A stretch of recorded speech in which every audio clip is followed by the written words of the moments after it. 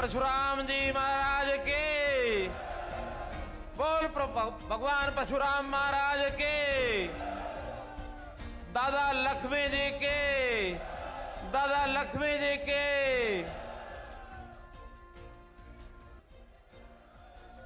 आज ये पवित्र नगरी, कर्ण जी की नगरी, और ठीक संबंध जोड़ा है हमारे केंद्र सरकार से हमारे राज्य मंत्री फॉरेस्ट और एनवायरनमेंट मंत्री, पर्यावरण वन जलवायु राज्य मंत्री श्री अश्विनी कुमार चौबे जी ने, कि जहां इनका जन्म हुआ वो कर्ण जी की भूमि है और ये कर्ण जी का बसाया हुआ नगर है करनाल। तो इस नाते से मैं सबसे पहले हमारे केंद्रीय राज्य मंत्री जी का अभिनंदन करता हूं, स्वागत करता हूं। मंच पर विराजमान हमारे भारतीय जनता पार्टी के जुझारू प्रदेश अध्यक्ष श्री ओम प्रकाश जी धनखड़, हमारे महंत जी 1008 महंत श्री श्री कालिदास जी परमहंस जी चले गए, अभी उनको जाना था गुजरात, मुझे कह करके गए हैं, लेकिन उन्होंने भी हमारे मंच की शोभा बढ़ाई, उनका भी मैं अभिनंदन करता हूं। हमारे बीच में सभी हमारे नेता, श्री मूलचंद जी शर्मा हरियाणा सरकार में मेरे साथी मंत्री, हमारे यहाँ के उपस्थित सभी सांसदगण, श्री संजय भाटिया जी, श्री रमेश कौशिक जी, श्री अरविंद शर्मा जी, जनरल डीपी वत्स जी, श्री कार्तिकेय शर्मा जी, पूर्व मंत्री हमारे पार्टी के बहुत ही वरिष्ठ नेता श्री रामविलास शर्मा जी। मित्रों, नाम बहुत हैं, अगर लूंगा तो इसी में समय जाएगा, समय बहुत हो गया है। उपस्थित सभी हमारे विधायकगण, पूर्व विधायकगण, सभी ब्राह्मण संस्थाओं के पदाधिकारीगण, भारतीय जनता पार्टी के सभी पदाधिकारीगण, उपस्थित अन्य जनप्रतिनिधिगण, मेरे बुजुर्गों, नौजवान साथियों, माताओं बहनों, पत्रकार छायाकार मित्रों और साथी कलाकार बंधुओं, मैं आपका अपनी विशेष भूमिका से स्वागत करना चाहता हूं, और वो विशेष भूमिका है, मैं करनाल से विधायक हूं, करनाल के जनप्रतिनिधि होने के नाते पूरे प्रदेश से आए हुए सप्त ऋषियों के वंशज का मैं सबका अभिनंदन और स्वागत करता हूं।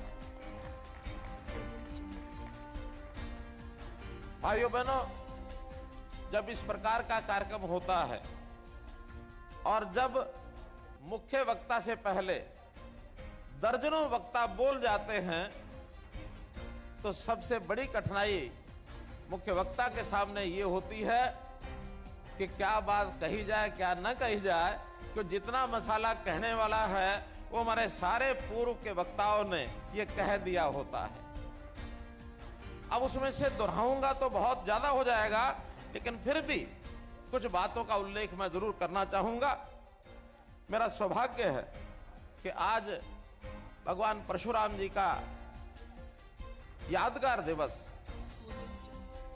जो बताया जा रहा कि हरियाणा बनने के बाद इस प्रकार का कार्यक्रम कभी प्रदेश में नहीं हुआ। ठीक कहा डॉक्टर अरविंद शर्मा जी ने कि छोटे मोटे कार्यक्रम सब होते रहे हैं। डॉक्टर अरविंद शर्मा ये ना समझे कि इनकी भाषण को मैंने सुना नहीं है, मैंने इनका भाषण भी सुना है, संजय भाटिया जी का भी सुना है, मैंने हर एक वक्ता का भाषण सुना है, और इनका आभार व्यक्त करता हूं कि इन्होंने मुझे 10 साल के लिए मुख्यमंत्री देखने की इच्छा व्यक्त की है।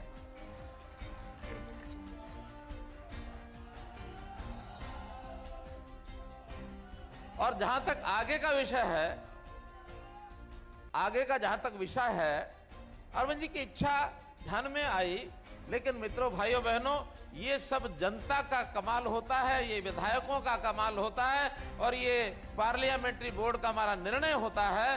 भारतीय जनता पार्टी में कभी भी कोई व्यक्ति चाह करके भी ऐसा नहीं कहता कि मुझे मुख्यमंत्री बनना है। इच्छा रखने में कोई आपत्ति नहीं, जितने विधायक हैं चुनाव लड़ने से पहले भी अपनी इच्छा मन में रख सकते हैं। चुनाव जीतने के बाद तो रखना में कोई आपत्ति नहीं है। जितने सांसद हैं वो भी अपनी इच्छा रख सकते हैं। सांसद अगर मुख्यमंत्री बनता है तो इतना ही है, उसको विधानसभा का दोबारा से चुनाव लड़ना पड़ता है। और जो सांसद अपने 9 विधानसभा में जीत गया तो 1 विधानसभा में तो जीत ही सकता है। तो इसलिए मित्रों, भाइयों बहनों, मेरी सबके प्रति सद्भावना, शुभकामना, सबको आगे बढ़ना है। और खास करके युवा पीढ़ी, जिस ब्राह्मण समाज के युवा पीढ़ी ने आज इस कार्यक्रम को सफल किया है, हजारों की संख्या में पूरे प्रदेश से जो आज लोग आए हैं, मैं उनका विशेष तौर पर अभिनंदन करना चाहता हूं। क्योंकि आज का युवा कल को प्रदेश, देश, दुनिया सब में अपना नाम करने वाला है। अपने देश का नाम सब जगह ऊंचा करने का काम हमारा आज का युवा करेगा। तो मैं इस समय पर जो कार्यक्रम है भगवान परशुराम जी के यादगार के दिवस पर, मैं उनको नमन करता हूं। क्योंकि वो भगवान के नाम से इसलिए हम जानते हैं कि वो ब्रह्म ज्ञानी थे, बहुत विद्वान थे, शस्त्र में भी विद्वान थे, शास्त्र की कला भी उनके पास थी। और अपने विचार के साथ अगर किसी का तालमेल न खाए, अगर किसी के ऊपर अन्याय हो रहा है तो अन्याय के विरुद्ध अपना हथियार उठाने में उन्होंने कभी भी संकोच नहीं किया। बड़े से बड़ा उन्होंने ऐसा कर्म कर डाला जो आज हमारे लिए आदर्श के रूप में, सिद्धांत के रूप में जिसको हम अपना सकते हैं। तो ऐसे अवसर पर मैं उस महान, प्रकर्मी, तेजस्वी और गरीबों के उद्धारक भगवान परशुराम जी को अपनी ओर से, हरियाणा सरकार की ओर से, हरियाणा की जनता की ओर से नमन करता हूं। भाइयों बहनों, अपनी परंपरा संत समाज की रही है। बहुत महात्मा लोग ऐसे आए हैं जिन्होंने हमको विचार दिया, शिक्षा दी, संस्कार दिया, रहने सहने की कला सिखाई। एक सुखी जीवन कैसे बने, शांत प्रिय माहौल कैसे रहे, इसके लिए समाज की बुराइयों को दूर करने का काम सबने किया। सरकारें तो अपना विकास के काम में अपना लगी रहती है, इतना पैसा यहां से आएगा, इतना यहां चला जाएगा, ये सड़कें बन जाएंगे, स्कूल बन जाएंगे, अस्पताल बन जाएंगे, ये रेलगाड़ी बन जाएगी, ये जहाज बन जाएंगे। लेकिन समाज को एक वातावरण देना, अच्छे विचारों का वातावरण देना, ये संत महापुरुषों का काम होता है। हमने विचार किया कैसे संतों महापुरुषों के भी याद करने के कार्यक्रम, उनकी जयंतियां, उनके प्रकाशोत्सव ये दिन मनाए जाएं। चाहे फिर वो महर्षि वाल्मीकि जी, गुरु रविदास जी, भगत कबीर जी, गुरु गोविंद सिंह जी, गुरु नानक देव जी, गुरु तेग बहादुर जी, बंदा बहादुर सिंह जी, महर्षि कश्यप जी, और चाहे भगवान परशुराम जी। हमारे धनखड़ जी कह रहे थे कि आप तो जयंती मनाने वाले एक मुख्यमंत्री के रूप में प्रसिद्ध हो गए हो, क्योंकि अभी 20 तारीख को एक हिसार के अंदर बाबा सूरसेन जी की जयंती का कार्यक्रम भी मुझे रख के बताया कि उसमें भी आना है। इसका हेतु क्या है? हेतु यह है कि महापुरुषों को बार बार याद करने से हमारे जीवन की कुछ कमियां दूर होती हैं, इसलिए हम उनको याद करते हैं। और इस काम में सरकार ने योजना बनाई है कि संत महापुरुष विचार, मान, सम्मान के जो कार्यक्रम है, ये योजना है, इसको हम लगातार करते रहेंगे। इसका अभाव था, इसको हम दूर कर रहे हैं, इस ओर आगे बढ़ रहे हैं। और मुझे इस बात की खुशी है कि जो ब्राह्मण समाज है, भगवान परशुराम जी के चिन्हों पर चलने वाला, जैसे कहा कि ये कुछ जन्म और जाति से पहचान नहीं होती है ब्राह्मण समाज की। ब्राह्मण समाज जैसा एक शब्द का अर्थ अगर निकाला जाए, ब्रह्म जानाति ब्राह्मणः, जो ब्रह्म को जानता है वो ब्राह्मण है। जो भगवान के दर्शन करा सके वो ब्राह्मण है। ब्राह्मण को ज्ञान है, ज्ञान भक्ति भाव वो सिखाता है, सदाचार वो सिखाता है, शिक्षित वो करता है, कुशलता वो सिखाता है। बहुत से ऐसे गुण होते हैं व्यक्ति के, उन गुणों को आगे बढ़ाने के लिए और समाज को एक दिशा देने का काम ये हमारा समाज करता है। और हां, अन्याय के साथ लड़ाई का काम भी भगवान परशुराम जी की सोच की देन है। अन्याय सहन नहीं करना है। जीवन के अंदर वर्गों का संघर्ष चलता रहता है, तो अन्याय के प्रति सचेत होकर के उसका मुकाबला करना। आखिर तो हमारे देश की आजादी जब हमने प्राप्त की तो कितने लोगों ने उसके अंदर संघर्ष करके अपने जीवन का बलिदान दिया। वीर सावरकर जी का नाम ले लो, मंगल पांडे के जैसे नाम की बात आई, कितने ही महापुरुष इस काम में आगे रहे। ब्राह्मण समाज के भी वीर जवानों का, बलिदानियों का बहुत बड़ा योगदान उसमें रहा है, उसमें कोई कमी नहीं रही है। तो मैं समझता हूं ब्राह्मण समाज का दर्जा समाज में एक ऊंचे दर्जे के नाते जो रखा गया है, उस दर्जे को हम सब मेंटेन रखेंगे और उस दिशा में आगे चलते रहेंगे। ज्ञान, धैर्य, उच्च चरित्र, मानव मात्र के कल्याण की जो बात है, ये लगातार हम करते रहेंगे। तो मित्रों, भाइयों, आज भी समाज के अंदर बहुत सी कुरीतियां हैं। इन कुरीतियों को समाप्त करने के लिए अगर सबसे आगे आना होगा तो अपने इस समाज को आना होगा। चाहे वो दहेज प्रथा है, चाहे वो भ्रूण हत्या जैसी, ऐसा एक लोगों ने कुछ इस प्रकार से कुछ कुक्रम करते रहे हैं, जिसको सरकार भी सख्ती से और जो लड़ाई लड़ रही है। तो इस प्रकार से हम धर्म की रक्षा करने के लिए सब बुराइयों को हमने मिटाना है। इसी प्रकार से जैसे नशाखोरी, ये नशाखोरी भी जो है ये बहुत बड़ा एक अभिशाप ये हमारे समाज में लगा है। इस पर भी हमको कमर कसनी है, आगे बढ़ना है। आज जैसा मैंने बताया कि खालसा पंथ की नींव रखते समय और उसमें स्थापना में पहले जो 2 शहादत दी गई थी, भाई मतीदास जी, भाई सतीदास जी, ये ब्राह्मण थे। गुरु तेग बहादुर जी के साथ इन्होंने शहादत दी थी। और आज करनाल वासियों की एक मांग भी मेरे पास आई थी कि क्या भाई मतीदास सतीदास जी के नाम से कोई एक चौक का नाम रखा जा सकता है।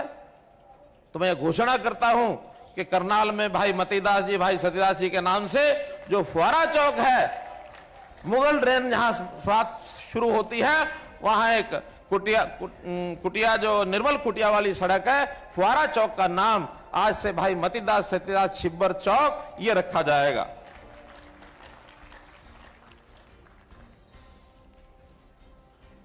जैसा हम जानते हैं, जैसे मैंने उल्लेख किया दादा लक्ष्मीचंद जी का, दादा लक्ष्मीचंद जी की रागनियों ने हरियाणा के प्रदेश की जनता को कितना उसमें कुरेदा, कितना उनको दिशा देने का काम किया। अभी पिछले दिनों में दादा लक्ष्मीचंद जी की फिल्म आई थी, मैंने स्वयं देखी है। जरा एक बार पूछना चाहता हूं, आप लोगों में से दादा लक्ष्मीचंद जी की फिल्म किस किसने देखी है? जरा हाथ खड़े करो। बहुत लोग अभी नहीं देख पाए हैं, आधे ही लोगों के हाथ खड़े। मेरा निवेदन है आपसे कि दादा लक्ष्मीचंद जी का अभी तो भाग 1 आया है, भाग 1 और भाग 2 दोनों देखने चाहिए। उनकी जीवन से, उनकी रागनियों के माध्यम से हमें बहुत कुछ मिलता है। और हमने तो दादा लक्ष्मीचंद जी को एक मान सम्मान दिया है। हमारी एक यूनिवर्सिटी रोहतक में विजुअल आर्ट्स की एक यूनिवर्सिटी है, रामविलास जी ने हमें कहा कि इसका नाम दादा लक्ष्मीचंद जी के नाम से, हमने उसी समय स्वीकार किया, रामविलास जी उस यूनिवर्सिटी का नाम दादा लक्ष्मीचंद जी के नाम से वो यूनिवर्सिटी अब कहलाएगी। तो इस प्रकार से हम संतों महापुरुषों के इस काम लगातार इसमें लगे हैं, कर रहे हैं। हमारा इतना ही मानना है कि हम जो समाज के लोग हैं, सर्वस्व समाज को अपना मान करके चले। हम कभी भी विचार न करें कि हमारी एक जाति अलग है। हम सारे समाज को दिशा देने का काम ये ब्राह्मण समाज का है। अगर मैं इतिहास के एक पन्ने पर जाता हूं तो आचार्य चाणक्य को उनके पिताजी ने कौटिल्य का नाम दिया। एक विद्वान, अर्थशास्त्री बहुत बड़े हुए। हमारे इतिहास में बहुत सी घटनाएं उनके नाम से आती हैं। एक घटना यह भी है कि उन्होंने, और जब राजा का चयन हो रहा था तो उन्होंने चंद्रगुप्त का नाम लिया। और आपकी जानकारी के लिए मुझे भी बहुत देर में जानकारी मिली कि राजा चंद्रगुप्त अनुसूचित जाति से संबंध रखते थे। यानी आचार्य चाणक्य एक अच्छे व्यक्ति को, जो देश को कुछ न्याय प्रता दे सकता है, उसकी पहचान की किसी जाति से हो तो इसमें जातियों का उल्लेख नहीं होता है। हम पूरे समाज को, मैंने तो 2014 में जब पहला चुनाव करनाल से लड़ा, एक नारा दिया था, हरियाणा एक, हरियाणवी एक। हरियाणा एक है तो सारे हरियाणा मिलकर के करेंगे, हम जाति पाति के भेदभाव में नहीं चलेंगे। तो इसलिए मित्रों, हमको ये विषय भी ध्यान रखना है। और जहां तक आचार्य चाणक्य की बात है, कभी कभी ये भी आता है कि इनके ऊपर जितना शोध होना चाहिए उतना शोध नहीं हो रहा। तो मैं ये घोषणा और करता हूं कि महर्षि दयानंद यूनिवर्सिटी, उसमें आचार्य चाणक्य के नाम से एक चेयर स्थापित की जाएगी, ताकि उनका जो है पूरे मान सम्मान के साथ उनके किए हुए कामों के ऊपर ध्यान हो और आचार्य चाणक्य के बारे में पूरी खोजबीन करके और समाज को हम दिशा दे सकें। मित्रों, भाइयों बहनों, बहुत से ऐसे समाज का जो आप काम करते हैं, सरकार भी ऐसे ही काम करती है। खास करके अगर मैं कहूं तो ये जो गरीबों के कल्याण के लिए बहुत सी योजनाएं हमने बनाई हैं। ई गवर्नेंस हमने शुरू किया है, हमने परिवार पहचान पत्र शुरू किया है। गरीबी रेखा के नीचे जो लोग हैं वो बहुत बड़ी संख्या में हमारे यहाँ हैं, लेकिन पहले सरकार के जो नियम थे उसके कारण से केवल 9.5 लाख परिवार इसमें आते थे। हमने उस लेवल को थोड़ा आगे बढ़ाकर अब उसके अंदर 28,89,000 परिवारों को उसमें शामिल किया है कि वो गरीबी रेखा के नीचे आएंगे, उनको हर प्रकार का लाभ दिया जाएगा। और जब हर प्रकार के लाभ की बात आती है तो गरीब कौन है कौन नहीं है, इसका जैसे उल्लेख हो रहा था कि हमारा बोर्ड उसका एक प्रकार से पहचान करेगा। अब वो जमाना अलग हो गया, क्योंकि आज आईटी के माध्यम से हम सब घर घर की जानकारी रखते हैं। आज हमको पता है किस जाति में किस आय के कितने लोग हैं। आय के हिसाब से, भैया ढोल बंद कराओ जरा,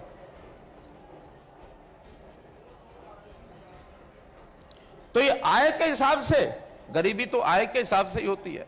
तो हमने 1,20,000 की बजाय 1,80,000 तक भी जो परिवार आ जाएंगे उनको गरीबों का सब लाभ मिलेगा। उनको कोई फीस स्कूलों में नहीं देनी पड़ेगी। उनको इलाज के लिए जो 5 लाख रुपए का बीमा है, केंद्र सरकार ने तो 15 लाख लोगों का किया है, हमने उसके अंतर्गत अब 28,89,000 अर्थात 14 लाख परिवार उसके अंदर बढ़ा दिए हैं। अगले 1 महीने के अंदर सभी परिवारों को गोल्डन कार्ड 5 लाख रुपए का मिल जाएगा, ताकि इलाज के ऊपर किसी का खर्च ना हो। तो इतनी बारीकी से हम काम कर रहे हैं। तो इसलिए मित्रों भाइयों, वो जमाना चला गया कि जो कुछ लोगों के जिम्मे हम लगाते हैं और वो उसकी गरीबी में से निकालते हैं। हाँ, एक विषय जरूर मुझे ध्यान में आता है कि हमारे जो पुजारी हैं, हमारे जो पुरोहित हैं, इनकी आज जो दशा है वो कोई बहुत अच्छी नहीं है। हमारे मंदिरों में पूजा करते हैं, पुरोहित घरों में जाकर के परिवार कल्याण के लिए यज्ञ कराते हैं, बाकी सब कराते हैं। तो मैं आज एक घोषणा करता हूं कि पुजारी और पुजारी पुरोहित के कल्याण बोर्ड की मैं घोषणा करता हूं, ताकि इन सबको उचित मानधन मिले। और उसमें भी इनका जो काम है, एक पुजारी को कुशल वर्कफोर्स, एक कुशलता के नाते जैसे अलग अलग पे स्केल होते हैं, तो एक कुशलता के आधार पर इनका मिनिमम वेजेस, न्यूनतम आय, इसको फिक्स किया जाएगा, ताकि इससे नीचे किसी पंडित पुजारी या जो पुरोहित का काम करने वाले लोग हैं उससे नीचे पैसा न मिले। हम एनफोर्स करेंगे कि इनको वो पैसे का लाभ इनको मिले। एक विषय आया है कि किसी एक संस्था का नाम भगवान परशुराम के नाम से रखा जाए। तो हमने तय किया है कि प्रदेश में स्वास्थ्य व्यवस्थाएं ठीक करनी है, मेडिकल की व्यवस्थाएं ठीक करनी है। पहले तो मेडिकल की व्यवस्थाओं को ठीक करने के लिए जो हमारा गौड़ ब्राह्मण आयुर्वेदिक कॉलेज है, हर साल उसको सीटों के लिए सैंक्शन मांगनी पड़ती है। तो आपकी जानकारी के लिए इस साल की 100 बीएमएस की सीटें ये मंजूर करके हमने भेज दी हैं, ताकि 100 बच्चों को और एडमिशन मिल जाए। और साथ ही वहां पर एमएस और एमडी की मांग है। 7 सब्जेक्ट में 5-5 सीटें, 35 एमएस एमडी की सीटें भी हम अपनी ओर से मंजूर करके केंद्र सरकार को भेज रहे हैं, ताकि तुरंत वहां से परमिशन मिले और इस बार का एमएस और एमडी का एडमिशन उन बच्चों को वहां मिल सके। और ऐसा ही एक संस्थान के नाम की जो बात मैं कह रहा था, हमारे मेडिकल कॉलेजेस बन रहे हैं, लगभग हर जिले में एक मेडिकल कॉलेज हो जाएगा। अभी कैथल मेडिकल कॉलेज की नींव ये रखी जा चुकी है, लेकिन नाम नहीं रखा था। हमने तय किया है कि कैथल मेडिकल कॉलेज का नाम भगवान परशुराम मेडिकल कॉलेज रहेगा। यह भी जानकारी आपको देनी है। मित्रों, सरकार के कामों में जैसा मैंने बताया, हमने अंत्योदय के नाते जो काम किए हैं उसके अंदर व्यवस्था परिवर्तन में मुख्यमंत्री अंत्योदय परिवार उत्थान योजना, जिनकी इस परिवार की आय 1 लाख रुपए से कम है, इन सब की आय को कैसे 2 लाख से ऊपर किया जाए, इसके लिए सरकार काम कर रही है। लगभग 32,000 परिवारों के लिए सहायता जो मंजूर कर दी है, उनको लोन मिलेगा, बैंक से मिलेगा, नहीं तो उनको नौकरी मिलेगी। ये सारा हम काम कर रहे हैं। और जो हरियाणा कौशल रोजगार निगम है, उसमें भी बहुत लोग आलोचना कर रहे हैं उसकी कि आय का कौन सा पैरामीटर होता है नंबरों का। हमने कहा नहीं, जो सबसे ज्यादा गरीब है उसको सबसे ज्यादा नंबर देंगे। अगर 1 लाख से नीचे आमदन है तो उसको 50 नंबर देंगे, 1,80,000 है तो उसको 40 देंगे, उसके ऊपर 30, 20 और आखिर में 10 नंबर, ताकि जिसके परिवार में कोई कमाने वाला है ही नहीं, अगर वो योग्यता रखता है तो पहले उसको नौकरी क्यों ना दी जाए। बोलो, गरीब को पहले नौकरी मिलनी चाहिए कि नहीं मिलनी चाहिए? गरीब को पहले नौकरी मिलनी चाहिए।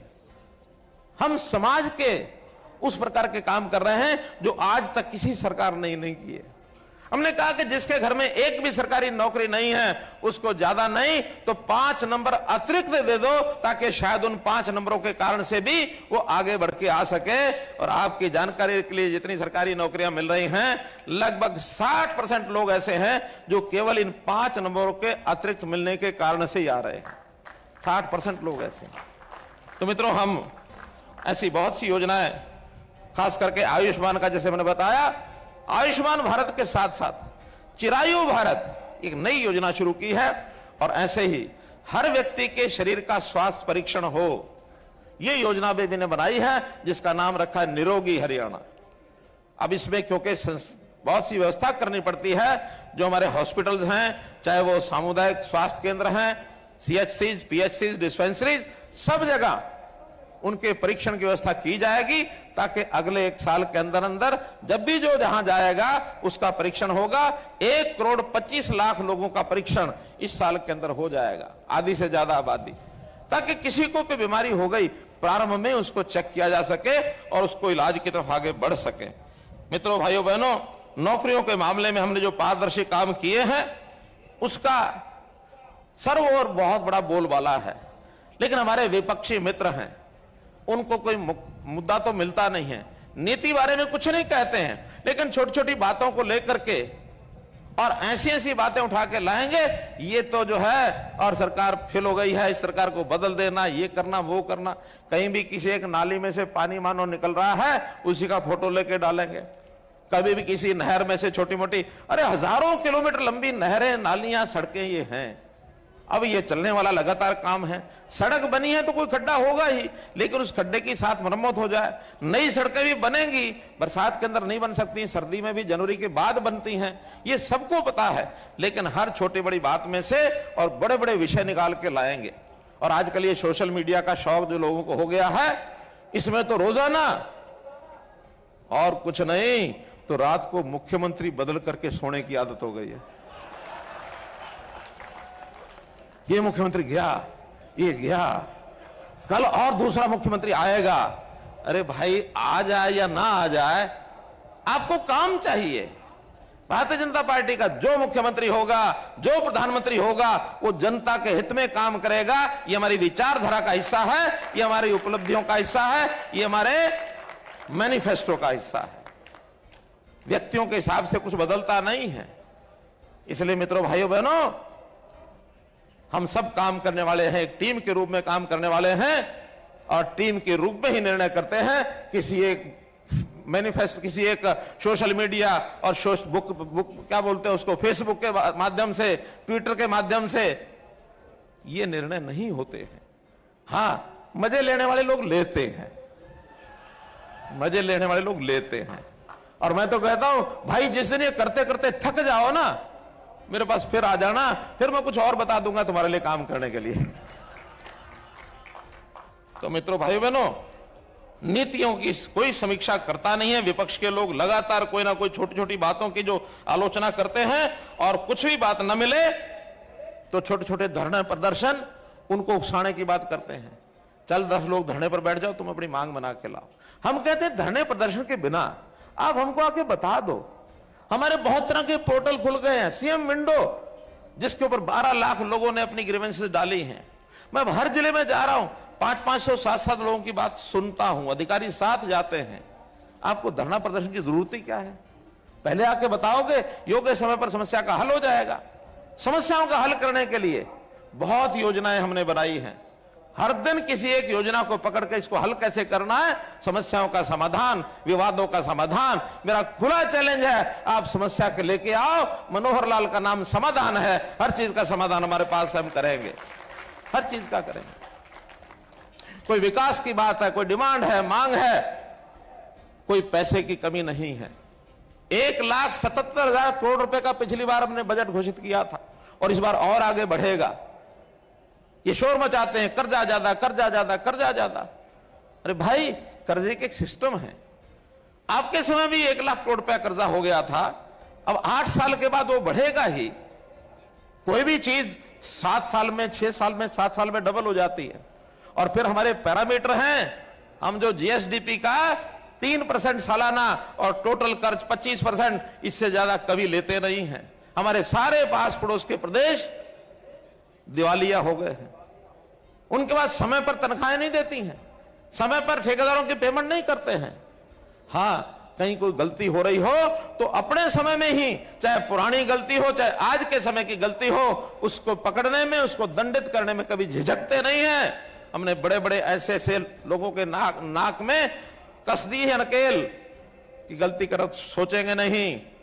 चाहे वो अफसर हो, चाहे वो नेता हो, चाहे वो जनता के आदमी हो, कर्मचारी हो, कोई गलती करता हुआ हमको ध्यान में आ जाए, रातों रात उसका बिस्तरबोरी कुंज करते हैं, रातों रात करते हैं। तो मित्रों, ये जो विपक्ष के लोग जो आलोचनाएं करते हैं, इनसे जरा पूछना चाहिए कि तुमने अपने टाइम पर क्या किया था। ऐसी योजनाएं जो आज हम बना रहे हैं, इन्होंने तो सपने में भी नहीं सोचा है। केवल कैसे लूटना खसोटना सरकार का पैसा अपने और अपने चहेतों के जेब में कैसा डाले जाए, इसकी योजना लगातार बनाते थे। हम उससे कोसों दूर है। मित्रों, मैं आप सब लोगों का बहुत बहुत आभार प्रकट करता हूं जो सहयोग और समर्थन आपने दिया। लेकिन अंतिम वक्ता जो होता है वो खत्म करने से पहले लोग जुड़े रहते हैं, इसलिए कुछ और बातें आएंगी, इंतजार है ना। तो एक बड़ी घोषणा मैं ये कर रहा हूं कि भगवान परशुराम जी का जन्मदिन अक्षय तृतीया ये गजटेड हॉलिडे होगी और ये इस साल से लागू हो जाएगी।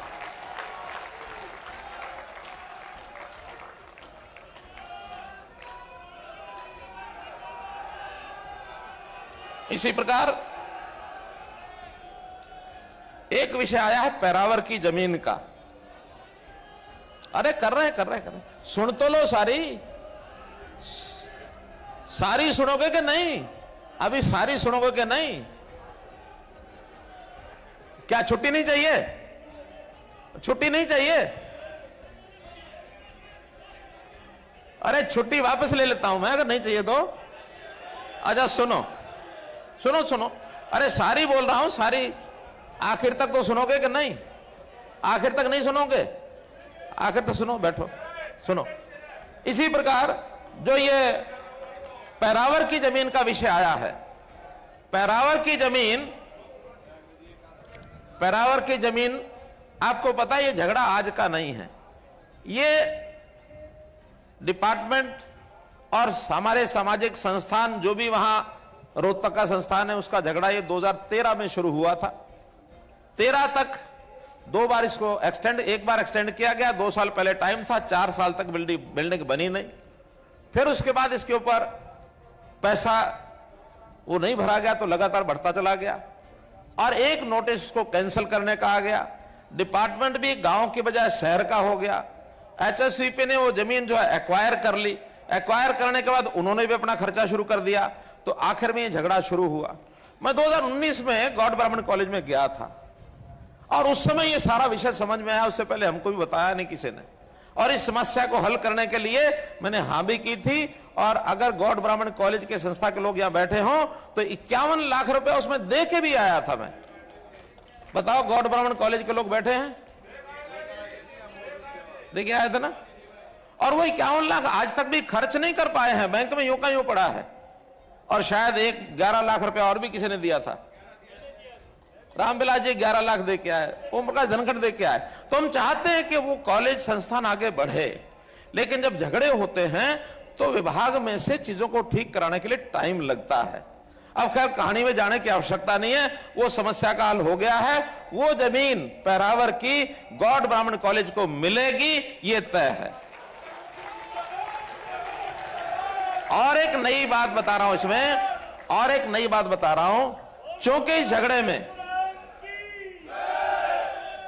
झगड़े में 2009 से ये जमीन लीज पर ली गई थी, 2042 में खत्म होनी थी। अब चूंकि 13 साल उसमें बीत गया, कुछ हुआ नहीं। बाकी चीजों की भरपाई तो कर लेंगे, 13 साल कैसे उसमें से भरपाई करेंगे, इसके लिए किसी समाज के व्यक्ति के पास जवाब नहीं है। मैं जवाब लेके आया हूं कि अब 2022 से नए सिरे से और 33 साल के लिए 2055 तक इस लीज को रिन्यू किया जाएगा, ताकि ये 13 साल भी जो आपके खराब हुए हैं इसको भी हमने 55 तक कर दिया है। इसलिए कोई समस्या नहीं आएगी। और कोई पैसा जो आपका पिछला है उसमें जो रेट है आपका लीज का, वो तो जैसा जैसा उसका नियम है वैसा बनेगा, लेकिन कोई उसी प्रकार के जो फाइन लगा है, ब्याज लगा है, पेनल्टी लगी है, वो सारा उसमें माफ कर देंगे। तो इसी प्रकार मित्रों,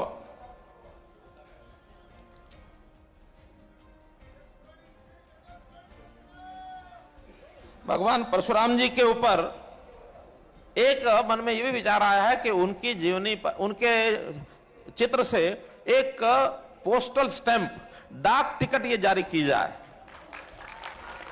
इसके लिए, क्योंकि ये केंद्र का विषय है, हम हमारे जो मिनिस्टर ऑफ कम्युनिकेशन है श्री अश्विनी वैष्णव जी, उनको हम यहां से पत्र लिख करके, और मुझे पूरा भरोसा है उनसे हम जारी कराएंगे, ताकि कभी भी किसी अच्छे मौके के ऊपर और उनकी एक जो है डाक टिकट ये जारी की जाए। जहां तक ईपीबीजी का विषय है, सुनने का विषय सुनिए, आप अलग अलग ना बोलो, एक एक चीज को सुनो। अब ईपीबीजी का मामला क्या था सुनिए। इसमें 10% का आरक्षण उन लोगों के लिए था जिनको बाकी आरक्षण कहीं नहीं मिलता। अब ये योजना पहले यहां बनी थी हरियाणा में, बाद में यही योजना केंद्र सरकार ने बना दी, नाम दूसरा था इकोनॉमिकल वीकर सेक्शन EWS। 10% का जो आरक्षण यहां था वही सेंटर में था। हमने वो सेंटर की जो योजना है उसी को अडॉप्ट कर लिया है, इसलिए वो 10% का आरक्षण वो जारी रहेगा, ना वो EWS हो या EPBG हो, फर्क नहीं है। अब अंतर रह गया एक कि कुछ लोगों की भर्ती हुई थी, नाम सिलेक्ट हो गए थे, उसमें से आधे से ज्यादा भर्ती को नियुक्ति पत्र मिल गए थे। लेकिन जब ये बीच में चेंज हुआ, केंद्र सरकार ने वो बनाया, उसके बाद कोर्ट ने उसके ऊपर एक थोड़ा डंगा डाला था कि अब इसके बाद EWS में जो भर्ती होंगे वही लागू रहेंगे, बाकी बचे हुए EWS के लोगों को नियुक्ति नहीं दी जा सकती। लेकिन हमने उसमें अपील कर दी है कि ऐसे जो बचे हुए 400-500 लोग हैं, वो जो EPBG के हैं, उनकी तारीख भी शायद 20-22 तारीख लगी हुई है। हम पुरजोर हाई कोर्ट के अंदर अपने वकील को खड़ा करके इसके लिए कोशिश कर रहे हैं कि उन बचे हुए लोगों को भी हम नियुक्ति दिला सकें, उनको नियुक्ति हम दिला सकें। ये हम 20 और 22 तारीख के आसपास इसका निर्णय हम करवाएंगे।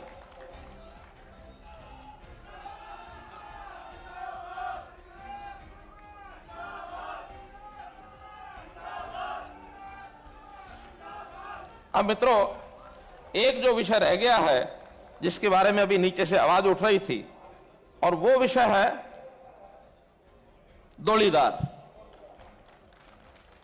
मुझे पता है ये भी बहुत से लोग इससे प्रभावित हुए हैं। ये जब दौड़ीदार का कानून बना था उस समय इस पर बहुत ज्यादा ध्यान नहीं दिया गया। बाद में जब ये कोर्ट में चैलेंज हुआ तो उसके अंदर कई बातें आई। हमने एक अमेंडमेंट उसमें किया ताकि कोर्ट का जो रास्ता साफ कर दें।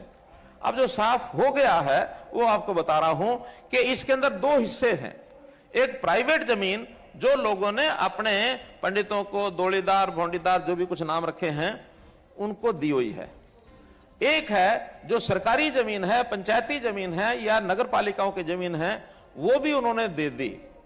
अब जो एक्ट बना करके केंद्र की भी मोहर उस पर लग गई है, वो अभी कुछ दिन पहले ये फैसला हो गया है कि जो प्राइवेट जमीन है लगभग 1700 कुछ एकड़ है, जो बहुत गरीब छोटे छोटे परिवारों को और मिली हुई है गांव के अंदर, वो सारी प्राइवेट जमीन का जो दौड़ीदार का एक्ट है वो फाइनल करके वो जमीन छूट गई, वो उनको दे दी है। जहां तक सरकारी जमीन की बात है, सरकारी जमीन में भी जो ग्रामीण क्षेत्र की जमीन है, जो पंचायतों की जमीन ग्रामीण क्षेत्र की, उसमें भी यदि मकान बनाने के लिए या खेती करने के लिए थोड़ी जमीन दी जाती है, उसका भी प्रावधान मैंने करना है, पॉलिसी बनानी है। लेकिन उनको परिवारों को भी खेती के लिए और जो मकान के लिए आवश्यक जमीन उसको छोड़ने का एक्ट भी हम बना देंगे, उसमें कहीं कोई कठिनाई नहीं आएगी। इसलिए लेकिन जहां तक बहुत जिन्होंने धंधे व्यवसाय करने हैं, जिन्होंने करोड़ों की जमीनें वो लेकर के कुछ ने बेच भी दी हैं, कुछ ने बेचने का काम कर रहे हैं, उसके लिए थोड़ा कठिनाई आएगी। और मैं समझता हूं समाज सब बातों को समझता है। कुछ लोगों का तो लालच है, कुछ को अपना घर और अपने परिवार का गुजारा भत्ता करना, गुजारे भत्ते और जो मकान के लिए वो सारी जमीनें छूटेंगी। लेकिन जो बेच करके करोड़ों रुपए का लालच करते हैं वो पहले ही कोर्ट ने बंद किया है, उसके ऊपर कोई रियायत नहीं दी जाएगी, ऐसा इसके अंदर एक निर्णय किया है। जहां तक करनाल की स्थानीय योजनाएं हैं, जैसा मैंने बताया है, अभी एक चौक का नाम फुआरा चौक, जो भाई मतीदास सतीदास छिपड़ चौक, वो हमने रख दिया है। एक जमीन का विषय आया है कि इनको कोई धर्मशाला के लिए जमीन, तो इसमें भगवान परशुराम सेवा सदन के नाम से एक 2000 मीटर का प्लॉट, ये इनको, क्योंकि वो एचएसपी का नियम है, उस नियम के आधार पर अप्लाई करेंगे तो उनको दे दिया जाएगा। तो इस प्रकार से 2000 एकड़ का ये प्लॉट, और केवल करनाल में नहीं, और भी जगह पर जहां जहां जरूरत होगी धर्मशाला के लिए आप लोग अप्लाई करेंगे, तो उसमें हम पूरी कोशिश करेंगे कि जल्दी से जल्दी वो जो नियम पॉलिसी है उसके हिसाब से ये प्लॉट दिए जाएंगे। इसी प्रकार ये जो भगवान परशुराम जी का चौक है करनाल में, उसका रेनोवेशन करना है, अपडेशन करना है, क्योंकि बहुत पुराने समय से उसका रखरखाव नहीं हुआ, उसका रखरखाव भी किया जाएगा। और भगवान परशुराम चौक से गांधी चौक तक वो जो मार्ग है, जो डॉक्टर कल्पना चावला के कॉलेज के सामने वाला मार्ग है, उसका नाम भगवान परशुराम मार्ग ये भी रख दिया जाएगा, ऐसा भी हमने निर्णय लिया है। एक हमने कहा है कि कोई शहर के अंदर बड़ा कोई पार्क यदि हमको मिलेगा, अभी ढूंढ रहे हैं हमारे लोग, अगर बड़ा पार्क कोई मिलता है तो वहां भगवान परशुराम जी का एक स्टैच्यू ये भी लगवाया जाएगा, ऐसा भी हमने यहां के लोगों को विश्वास दिया है।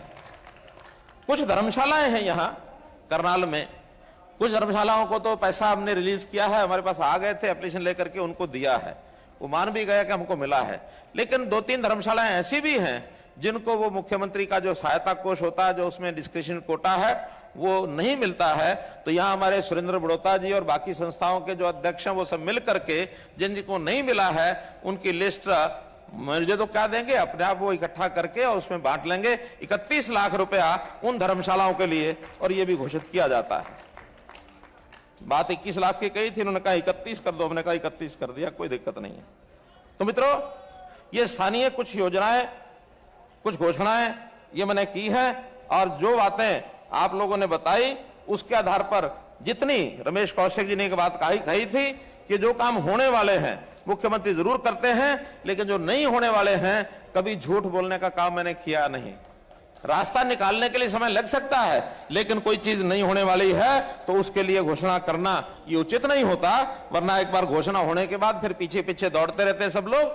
आप लोगों ने इतना प्यार दिया, इतने सब बड़ी संख्या में यहाँ आए हैं, और मैं समझता हूं समाज की चिंता, देश की चिंता, प्रदेश की चिंता आप हमारे साथ मिलकर करेंगे। जो काम आप सब करते हैं वो सरकार करती है, जो सरकार करती है वो आप सब करते हैं, और मिलकर के एक साथ हाथ से हाथ मिला करके और एक तालमेल बैठा के आपस में चले। इस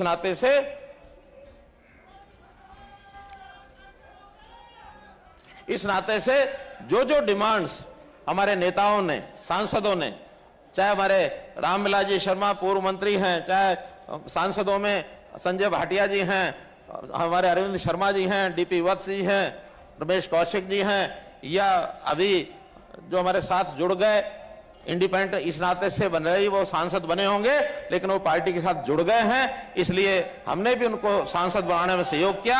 कार्तिकेय शर्मा जी हैं, और जो हमारे विधायक और मंत्री हैं, जैसी जैसी उन्होंने सजेशन दिए वो सारे सजेशन के हिसाब से हमने ये सब मांगे मान ली हैं। बहुत बहुत धन्यवाद, बहुत बहुत आभार। আহিছে সবে। আচ্ছা, যি আহা নাই ঘৰত গৈ খালে হ'ব হ'ব। এতিয়া খালি মোৰ লগত একদম ডাঙৰকৈ ক'ব লাগিব, ভাৰত মাতা কি। ভাল হৈছে, কিন্তু তথাপিতো আজি নৰেন্দ্ৰ মোদী মুম্বাইত আছে, ইয়াৰ পৰা যাব লাগিব নহয় মুম্বাইত আৱাজ, হয় নহয়? সেইকাৰণে আৰু অলপ জোৰকৈ ক'ব লাগিব, ভাৰত মাতা কি, ভাৰত মাতা কি, বন্দে বন্দে। বহুত বহুত ধন্যবাদ। একেলগে 1000 কোটি টকাৰ আঁচনি কাৰ আশীৰ্বাদত পাইছো? নৰেন্দ্ৰ মোদী ডাঙৰীয়াৰ। সেইকাৰণে ভাৰত মাতা তেওঁৰ কাণলৈকে যাব লাগিব, হয়নে?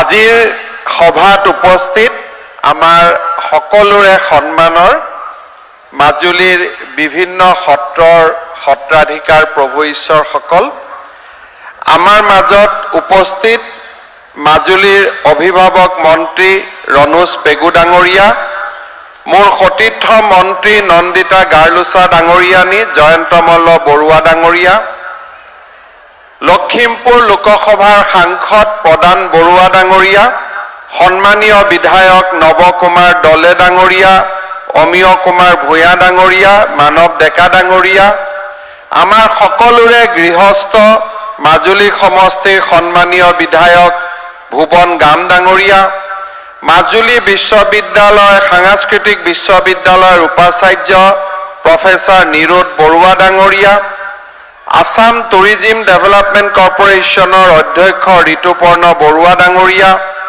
মিচিং স্বায়ত্তশাসিত পৰিষদৰ চিফ এক্সিকিউটিভ মেম্বাৰ পৰমানন্দ ছায়েঙীয়া ডাঙৰীয়া, লোক নিৰ্মাণ বিভাগৰ আয়ুক্ত সচিব ৰাজেশ কেম্প্ৰাই ডাঙৰীয়া, মাজুলী জিলাৰ উপায়ুক্ত পুলক মহন্ত ডাঙৰীয়া, ভাৰতীয় জনতা পাৰ্টীৰ সভাপতি বীৰেন শইকীয়া ডাঙৰীয়া, গণ পৰিষদ দলৰ সভাপতি ফণীধৰ তাহু ডাঙৰীয়া, গণশক্তিৰ সভাপতি ৰঞ্জিত দলে ডাঙৰীয়া, জিলা পৰিষদৰ অধ্যক্ষা পাপু দত্ত হাজৰিকাকে আদি কৰি মঞ্চত উপবিষ্ট বিশিষ্ট ব্যক্তিসকল, আই মাতৃসকল, যুৱক যুৱতী বন্ধু বান্ধৱীসকল আৰু আজিৰ সভাত উপস্থিত সুধীবৃন্দ, যোৱা 5 ডিচেম্বৰৰ পৰা আমি অসমৰ বিভিন্ন জিলাত এনেকে একোখন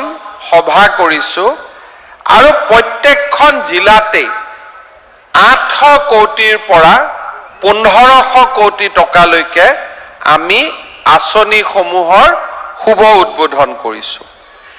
আৰু যেতিয়া মই আঁচনিবিলাকৰ শুভ উদ্বোধন কৰিছো, তাৰ লগে লগে আঁচনি যিসকলে নিৰ্মাণ কৰাৰ বাবে কাম পাইছে তেওঁলোকক মই কৈছো যে লগে লগে কামবিলাকো আৰম্ভ কৰিব লাগিব। আৰু এই প্ৰশেকটোত আমি আজি মাজুলীত আছো, অহা 14 তাৰিখ 15 তাৰিখে আমি যোৰহাটত থাকিম, 16 তাৰিখে আমি লখিমপুৰত থাকিম, 17 তাৰিখে আমি ধেমাজিত থাকিম, 18 তাৰিখে আমি ডিব্ৰুগড়ত থাকিম। অৰ্থাৎ সম্পূৰ্ণ এটা পষেক আমি অসমৰ ৰাইজৰ মংগলৰ বাবে বিভিন্ন ধৰণৰ আঁচনিৰ কাম হাতত লৈছো।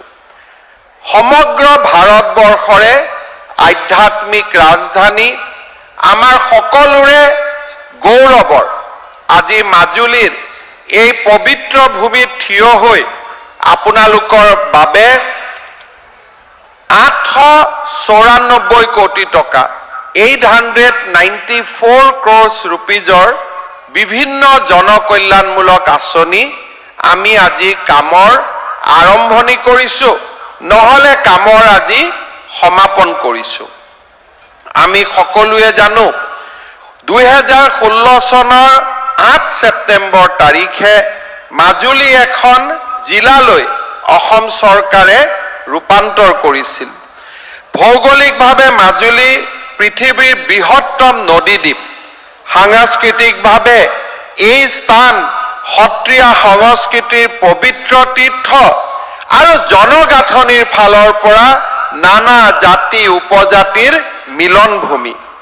ভৌগোলিক আৰু ঐতিহাসিক এই দুইবিধ সমলৰ ভিত্তিত আমি মাজুলী নামটোৰ আঁতিগুৰি বিচাৰি পাওঁ।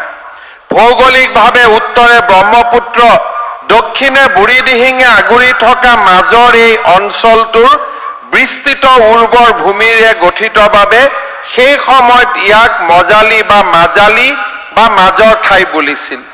সেই মাজালি শব্দৰ পৰাই বৰ্তমানৰ মাজুলী উৎপত্তি হোৱা বুলি জনা যায়।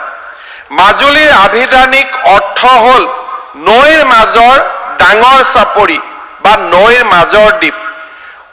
মাজুলী অঞ্চল কেৱল এটা দ্বীপ নহয়, ই ভালেমান সৰু সৰু দ্বীপ লগ লাগি গঠন হোৱা এক ভূ-প্ৰাকৃতিক অঞ্চল।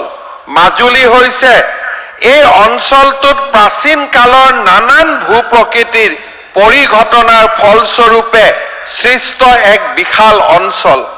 সমগ্ৰ অঞ্চলটোত ঘটা প্ৰাকৃতিক পৰিৱৰ্তনৰ লগে লগে মাজুলীৰ সমীপৱৰ্তী অঞ্চলবিলাকৰ নদ-নদীসমূহে মাজুলী নদীদ্বীপ গঠনত এক মুখ্য ভূমিকা গ্ৰহণ কৰিছিল।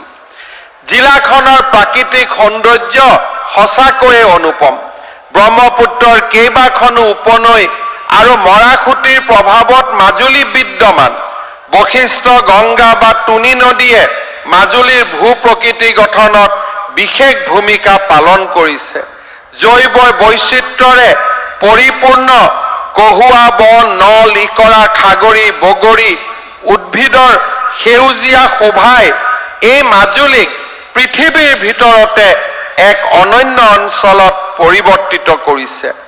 মাজুলীৰ আন এক পৰিচয় হৈছে ই আমাৰ অসমৰ কলা, কৃষ্টি, সংস্কৃতিৰ প্ৰাণকেন্দ্ৰ। অসমৰ দুজনা মহাপুৰুষৰ সমন্বয়ৰ মণিকাঞ্চন ক্ষেত্ৰও হ'ল মাজুলী। নৱবৈষ্ণৱ ধৰ্মৰ গৰিমামণ্ডিত সংস্কৃতি আৰু মাজুলীৰ ভৌগোলিক ঐতিহ্যই মাজুলীৰ বাবে এক নিজস্ব আৰু সুকীয়া পৰিচয় জগত সভাত দাঙি ধৰিছে। মাজুলীৰ বৈষ্ণৱ সংস্কৃতি আৰু ভক্তি আন্দোলনৰ ধ্বজাবাহক সৰু-বৰ প্ৰায় 1.5 কোটি সত্ৰই মাজুলীৰ বৈচিত্ৰ্যময় জীৱনক এক আধ্যাত্মিক মাত্ৰা প্ৰদান কৰিছে। মিচিং, দেউৰী, সোণোৱাল কছাৰী, অন্যান্য জাতি জনগোষ্ঠীৰ পৰম্পৰাগত খাদ্য সম্ভাৰ আৰু কৃষ্টি সংস্কৃতিয়ে মাজুলীক এক সুকীয়া বৈশিষ্ট্য প্ৰদান কৰিছে।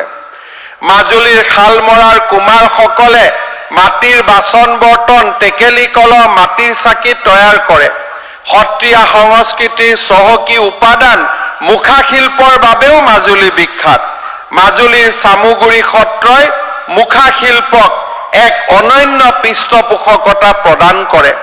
মাজুলীৰ আউনীআটী সত্ৰত থকা হাতীদাঁতৰ সূতাৰে বোৱা সামগ্ৰী, পিতলৰ কাঠিৰে নিৰ্মাণ কৰা খৰাহী, বেতেৰে তৈয়াৰ কৰি মাজত গুণাৰ বন কৰা বিচনী, হেঙুল, হাইতাল বিলোৱা কাঠৰ শৰাই, সিংহাসন আৰু হস্তশিল্পজাত বিভিন্ন সামগ্ৰীয়ে মাজুলীৰ শৈল্পিক সুষমাৰ উদাহৰণ দাঙি ধৰিছে। মাজুলীৰ অৰ্থনীতিত ধানেই হওক, সৰিয়হ তেলেই হওক, মাজুলীৰ কৃষি অৰ্থনীতিক এক বৃহত্তম অৰ্থনীতিলৈ নিৰ্মাণ কৰিছে। মৎস্য উৎপাদন, পশুপালন, হস্ততাঁত শিল্পও মাজুলীৰ জীৱিকাৰ অন্যতম উৎস। নাট শিল্পত মাজুলীৰ অৱদান উল্লেখনীয়। মাজুলীয়ে গুৰুজনাৰ অনুপম সৃষ্টি ভাওনাৰ যোগেদি নাট্যশিল্পক প্ৰতিষ্ঠা কৰিছে। শ্ৰী শ্ৰীকৃষ্ণৰ ৰাসলীলাৰ অভিনয়, দক্ষিণপাট সত্ৰত বজাৱলী ভাষাত পতা ৰাস উৎসৱ, আউনীআটী সত্ৰৰ পালনাম, কাতি মাহৰ 21 মাহ জোৰা বন্তিৰে জ্বলোৱা আকাশ, গড়মূৰ সত্ৰৰ এদিনীয়া পালনাম, বেঙেনাআটি সত্ৰৰ ফল্গু উৎসৱ, উত্তৰ কমলাবাৰী সত্ৰৰ ৰাস, মাজুলীৰ নামঘৰে নামঘৰে পতা বৰসভা আৰু সেই উপলক্ষে পতা ভাওনা মাজুলীৰ গৰিমাময় সংস্কৃতিৰ সম্পদসমূহৰ অন্যতম। ঐতিহাসিকভাৱে মাজুলীৰ এক গৌৰৱোজ্জ্বল স্থান আছে। স্বৰ্গদেউ প্ৰতাপ সিংহৰ দিনত বন্ধোৱা গড়মূৰৰ গড়ৰ উপৰিও বিভিন্ন ঐতিহাসিক কীৰ্তিচিহ্ন ৰাৱণাপাৰ পুখুৰী, মেৰাগড়, গোহাঁইবাৰীগড় পুখুৰী, ভকতি দুৱাৰ, মাজৰ দেউৰী গোসানী থান, ফুলেশ্বৰী থান, চামুগুৰিৰ পূব দিশত অৱস্থিত শংকৰদেৱৰ জীয়ৰী আজলি আই থান আদিৰে মাজুলী সমৃদ্ধ।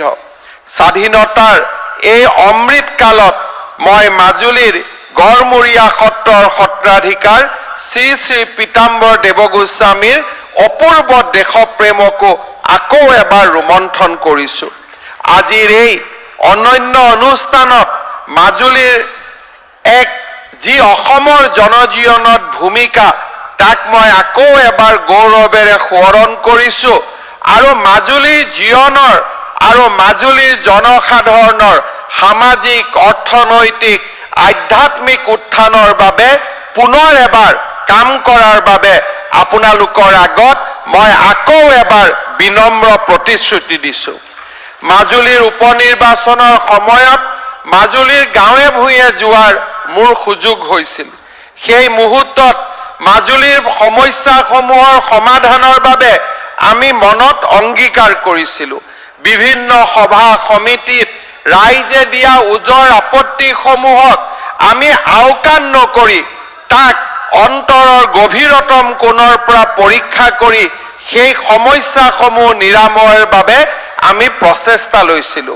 শ্ৰদ্ধাৰ ৰাইজ, আজি আমাৰ বাবে অত্যন্ত গুৰুত্বপূৰ্ণ কথা যে প্ৰথমবাৰৰ বাবে অসম চৰকাৰে নিজস্ব পুঁজিৰে আৰু আমি বিভিন্ন উৎসৰ পৰা সংগ্ৰহ কৰা পুঁজিৰে অসম মালা আঁচনিৰ অধীনত মাজুলী আৰু লখিমপুৰত সংযোগ কৰিবলৈ এই বিশাল প্ৰচেষ্টা আমি হাতত লৈছো।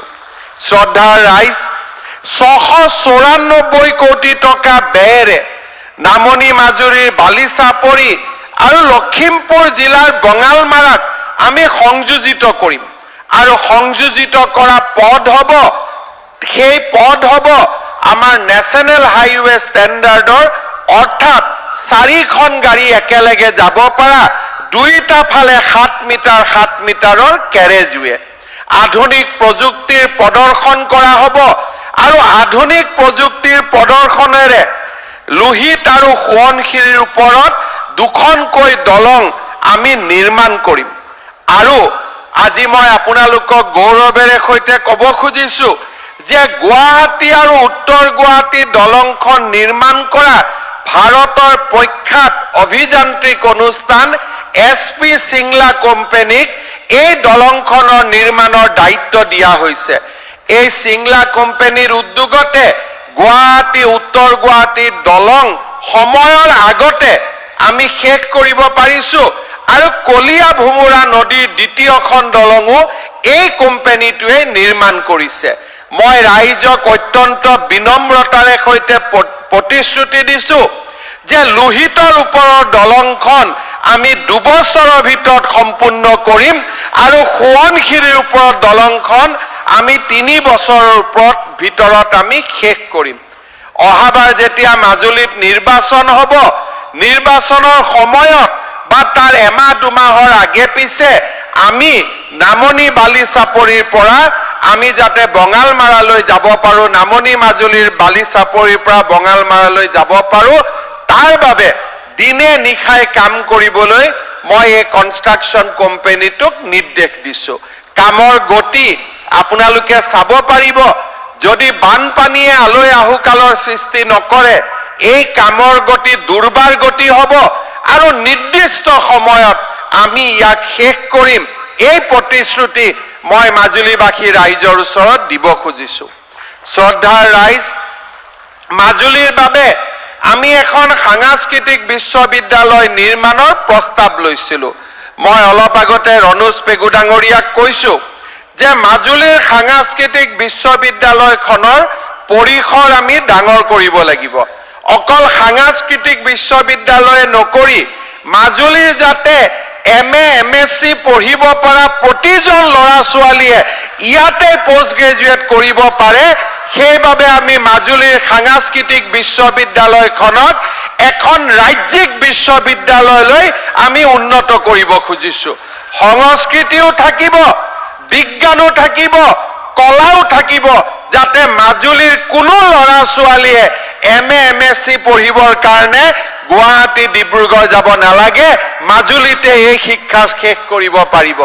মই ৰণোজ পেগু ডাঙৰীয়াক অহা এপ্ৰিল মাহত অসম বিধানসভাত যেতিয়া বহিব মাজুলী সাংস্কৃতিক বিশ্ববিদ্যালয়ৰ আইন সংশোধনৰ বাবে পৰামৰ্শ দিম। তাৰ সমান্তৰালভাৱে আজি প্ৰথম পৰ্যায়ত মাজুলীৰ সাংস্কৃতিক বিশ্ববিদ্যালয় নিৰ্মাণৰ বাবে আমি 51 কোটি টকাৰ এটা আঁচনি আৰম্ভ কৰিছো। সৰ্বমুঠ মাজুলীৰ সাংস্কৃতিক বিশ্ববিদ্যালয়ৰ বাবে আমি 200 কোটি টকা ব্যয় কৰিম প্ৰথম, দ্বিতীয় আৰু তৃতীয় পৰ্যায়ত। শ্ৰদ্ধাৰ ৰাইজ, মাজুলীৰ প্ৰাথমিক বিদ্যালয়ত পঢ়া ল'ৰা ছোৱালী আমি গুৱাহাটীত মোৰ সমষ্টিত আমি এটা জাগাত মধ্যাহ্ন আহাৰ ভোজন আমি প্ৰস্তুত কৰোঁ আৰু গাড়ী দি বিদ্যালয়বিলাকলৈকে আমি লৈ যাওঁ।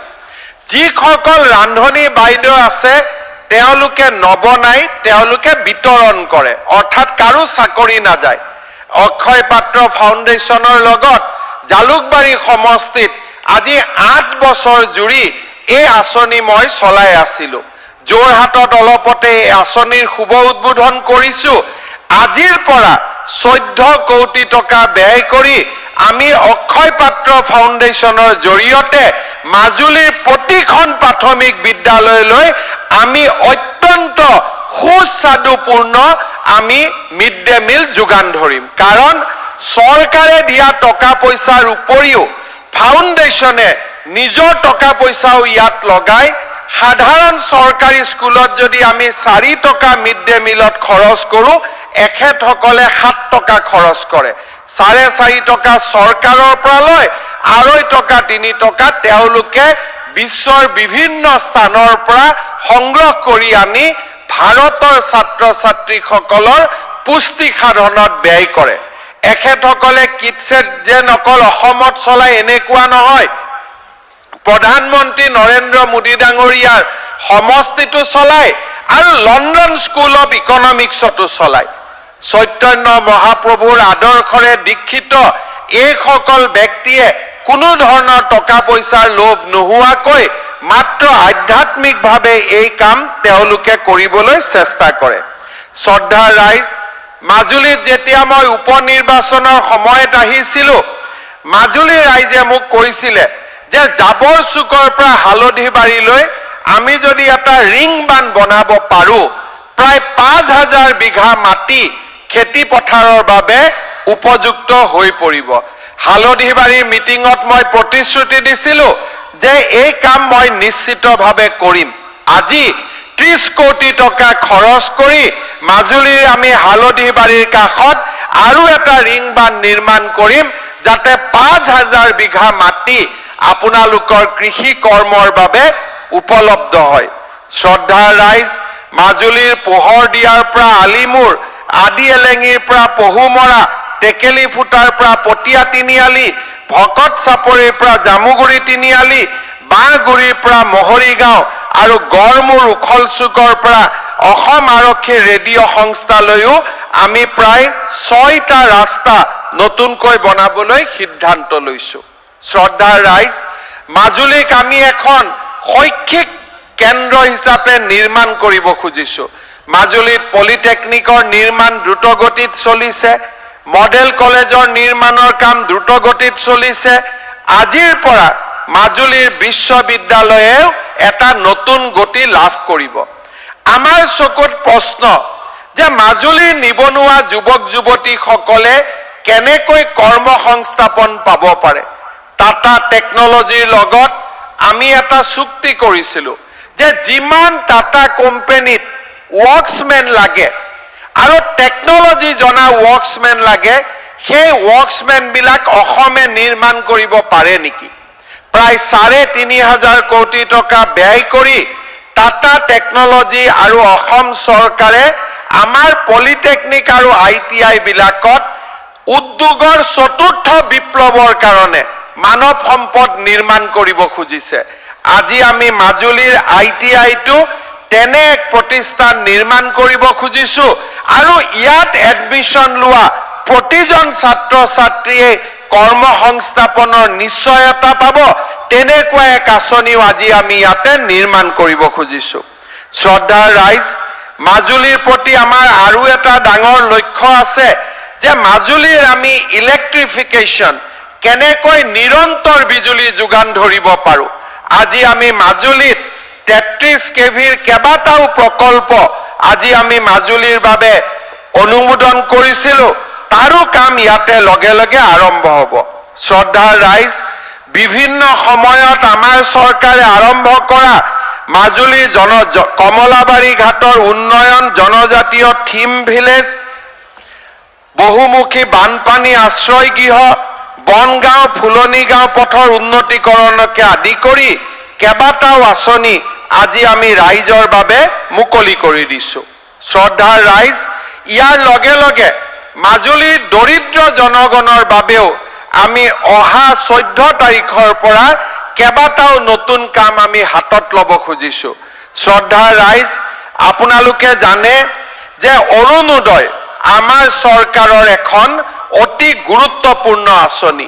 এই অৰুণোদয় আঁচনিত আজিৰ দিনটোত মাজুলীৰ 16,073 গৰাকী মহিলা বা পৰিয়াল উপকৃত হৈ আছে। চৰকাৰ আৰম্ভ কৰাৰ সময়ত 830 টকাৰ অৰুণোদয় আজি আমি 1250 টকালৈকে আগবঢ়াই লৈ গৈছো। অহা 14 তাৰিখৰ পৰা এই মাজুলীৰ অৰুণোদয়ক আৰু এটা নতুন মাত্ৰা প্ৰদান কৰি মাজুলীৰ 5,000 অতিৰিক্ত মহিলাক এই অৰুণোদয় আঁচনিৰ লগত আমি জড়িত কৰিব খুজিছো। মাজুলীৰ উপনিৰ্বাচনৰ সময়ত মই প্ৰতিশ্ৰুতি দিছিলো আৰু অহা 14 তাৰিখৰ পৰা নতুন সাৰ্ভে আৰম্ভ হ'ব আৰু 5,000 মহিলাই এই অৰুণোদয় আঁচনিৰ সুযোগ লাভ কৰিব। শ্ৰদ্ধাৰ ৰাইজ, মাজুলীৰ উপনিৰ্বাচনৰ সময়ত ৰাইজে মোক কৈছিলে যে আমাৰ বহুতৰে ৰেচন কাৰ্ড নাই, অৰ্থাৎ প্ৰধানমন্ত্ৰীয়ে পঠোৱা বিনামূলীয়া চাউল আমি লাভ কৰিব নোৱাৰো। আজি আমি অহা 2-4 দিনৰ ভিতৰতে আৰু এটা নতুন কাম আৰম্ভ কৰিম। সেয়া হৈছে মাজুলীৰ প্ৰায় 5,000 পৰিয়ালক আকৌ নতুনকৈ ৰেচন কাৰ্ডৰ যোগান ধৰা, যাতে চৰকাৰে পঠোৱা বিনামূলীয়া চাউল আপোনালোকে পাব পাৰে। শ্ৰদ্ধাৰ ৰাইজ, আমি আৰু এটা ডাঙৰ আঁচনি আপোনালোকৰ কাৰণে আৰম্ভ কৰিব খুজিছো।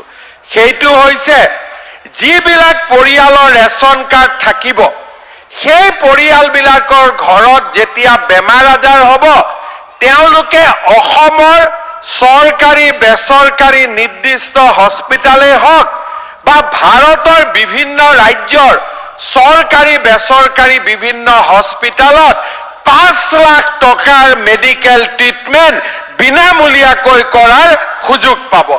অৰ্থাৎ প্ৰধানমন্ত্ৰীৰ আয়ুষ্মান ভাৰত আৰু মুখ্যমন্ত্ৰীৰ আয়ুষ্মান অসম, এই দুইটা আঁচনিৰ জৰিয়তে আমি ৰেচন কাৰ্ড থকা প্ৰতিটো পৰিয়ালক আমি বছৰি 5 লাখ টকালৈকে আমি এই আঁচনিৰ অধীনত বিনামূলীয়া চিকিৎসা সেৱা প্ৰদানৰ বাবে সিদ্ধান্ত গ্ৰহণ কৰিছো। শ্ৰদ্ধাৰ ৰাইজ, এই সভালৈ অহাৰ আগতে মই মাজুলীৰ কৃষক বন্ধুসকলক লগ পাইছিলো। অসম চৰকাৰে ধান ক্ৰয়ৰ বাবে যি আঁচনি হাতত লৈছে, যোৱাবাৰ মাজুলীৰ পৰা প্ৰায় 1400 মেট্ৰিক টন ধান আমি ক্ৰয় কৰিছিলো। 2.5 কোটি টকা আমি মাজুলীৰ কৃষকক দিব পাৰিছিলো। মাজুলীৰ এজন কৃষকে 25 লাখ টকালৈকেও ধান বিক্ৰী কৰিছিল। এতিয়া আমি মাজুলীত ধান ক্ৰয় কেন্দ্ৰ আকৌ নতুনকৈ আৰম্ভ কৰিছো। এইবাৰ মই আশা কৰিছো মাজুলীৰ ৰাইজে যাতে নিজৰ ভঁৰালৰ ধান ঘৰত ব্যৱহাৰ কৰাৰ পিছত কোনো যাতে ব্যক্তিগত ব্যক্তিক বিক্ৰী নকৰি চৰকাৰক যাতে বিক্ৰী কৰে, আমি প্ৰতি কুইণ্টলত 2040 টকাকৈ মাজুলীৰ ৰাইজক আমি যোগান ধৰিম। শ্ৰদ্ধাৰ ৰাইজ, ধান ক্ৰয়ৰ লগে লগে মাজুলীত আমি দুটা আঁচনিৰ ওপৰত গুৰুত্ব দিছো। এটা হ'ল মিছন বসুন্ধৰা, এটা হ'ল মিছন ভূমিপুত্ৰ। মিছন বসুন্ধৰাৰ অধীনত মাজুলীত বাস কৰি থকা প্ৰত্যেকগৰাকী ৰাইজক আমি ভূমিৰ পট্টা দিব খুজিছো। যদি চৰকাৰী মাটিত বহি আছো, খাস মাটিত বহি আছো, আমাৰ যদি ৰায়ত হৈ আছো বা আমি যদি সিলিং সাৰপ্লাস মাটিত বহি আছো, সকলো মানুহকে আমি ভূমি পট্টন দিব খুজিছো যাতে চৰকাৰী আঁচনিৰ পৰা আমাৰ ৰাইজ বঞ্চিত হ'ব নালাগে। শ্ৰদ্ধাৰ ৰাইজ, মিছন বসুন্ধৰা আঁচনিৰ জৰিয়তে সকলোৱে এইবাৰ ভূমিৰ স্বত্ব লাভ কৰক, তাক মই অত্যন্ত বিনম্ৰতাৰে সৈতে আপোনালোকৰ ওচৰত আহ্বান জনাম। দ্বিতীয়তে আমি আৰু এটা কাম আপোনালোকৰ মাজত কৰি আছো, যাক আমি মিছন ভূমিপুত্ৰ বুলি কওঁ। অৰ্থাৎ এই মিছন ভূমিপুত্ৰ আঁচনিৰ জৰিয়তে আমি মাজুলীৰ যিমান স্কুলত পঢ়া ছাত্ৰ ছাত্ৰী আছে 8, 9, 10তে আমি তেওঁলোকৰ কাষ্ট চাৰ্টিফিকেটখন হাতত তুলি দিব খুজিছো যাতে কলেজত এডমিশ্যন লোৱাৰ সময়ত তেওঁলোকে কাষ্ট চাৰ্টিফিকেট বিচাৰি তেওঁলোকে যাতে হাবাথুৰি খাব নালাগে।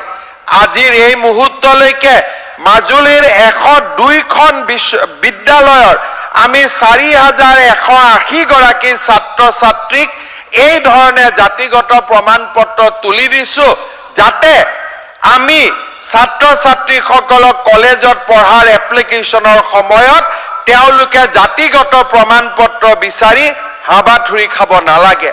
শ্ৰদ্ধাৰ ৰাইজ, আমাৰ চৰকাৰখনে এফালে আপোনালোকৰ মাজলৈ বিকাশৰ গংগা নমাই আনিছে, আনহাতে দৰিদ্ৰতা নিৰ্মূলৰ কাৰণে অৰুণোদয়ে হওক, বিনামূলীয়া ৰেচন কাৰ্ডেই হওক, মুখ্যমন্ত্ৰী প্ৰধানমন্ত্ৰীৰ আয়ুষ্মান ভাৰতৰ দৰে আঁচনিসমূহ ৰূপায়ণ কৰিছে। প্ৰধানমন্ত্ৰীৰ ফচল বীমা, কৃষক সন্মান নিধিৰ জৰিয়তেও মাজুলীৰ ৰাইজ আজি বিস্তৰভাৱে উপকৃত হৈছে। আমাৰ চৰকাৰৰ কাম কাজৰ পদ্ধতিক আমি নিৰন্তৰ পৰিৱৰ্তন কৰিছো। আজি যদি আমাক ড্ৰাইভিং লাইসেন্স এখন লাগে, আমি দ্বিতীয় অফিচত যাব নালাগে। আমাক যদি ডুপ্লিকেট লাইসেন্স এখন লাগে, আমি দ্বিতীয় অফিচত যাব নালাগে। আজি যদি আমাক এমপ্লয়মেন্ট এক্সচেঞ্জত ৰেজিষ্টাৰ কৰিব লাগে, আমি কোনো অফিচত যাব নালাগে, ঘৰৰ পৰাই বহি সেই কাম আমি কৰিব পাৰো। শ্ৰদ্ধাৰ ৰাইজ, আমাৰ চৰকাৰৰ লক্ষ্য যে 2026 চনলৈকে আমি প্ৰযুক্তিৰ এনেকে ব্যৱহাৰ কৰিব খোজো যাতে কোনো মানুহে চৰকাৰী কাৰ্যালয়ত যাব নালাগে, চৰকাৰী কাৰ্যালয়ত নোযোৱাকৈ সকলো কাম সমাধান কৰিব পাৰে। আজি সেইবাবে যোৱা কেইদিনমান আগতে খাজানাও কম্পিউটাৰত দিয়া, ষ্টাম্পো ডিজিটেলি ক্ৰয় কৰা আৰু মাটি কিনা বিক্ৰীও আমি কম্পিউটাৰৰ জৰিয়তে NOC লোৱাৰ দৰে আমি প্ৰযুক্তিৰ কামবিলাক আৰম্ভ কৰিছো।